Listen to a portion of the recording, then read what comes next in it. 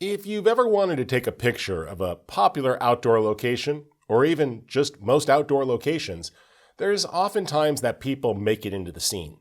Now, I'm not talking about photobombers, I just mean people that are walking around, everyday people taking part in everyday lives. And the problem here is that you can wait probably forever to get a perfectly clear scene. Now, if you're out late at night or super early in the morning, this might not be a problem. But maybe you want to show an environment in the middle of the day with that type of lighting. And chances are there's going to be people walking around, particularly if it's a street or an urban area. Well, I faced just that challenge, and I wanted to really pick a good example to help bring this to life. So I shot a fountain here, and there were a lot of people passing back and forth on their way to work in the middle of their day. But fortunately, I remember that I could take multiple shots and blend them together. Now, for this to work, it's not a matter of just taking 5 or 6 photos and then masking them together. We'll cover a technique like that a little bit later.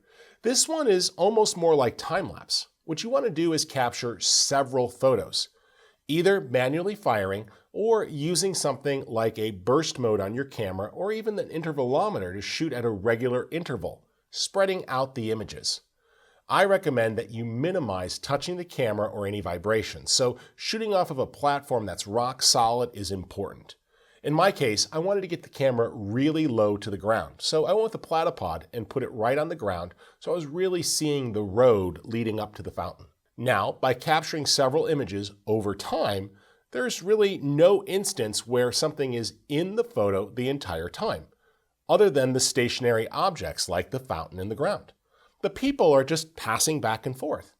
And because we have so many images, Photoshop is actually able to automatically analyze the images and average the data together to give us a completely clean image or one that is mostly clean that a little bit of touch-up will go a long way.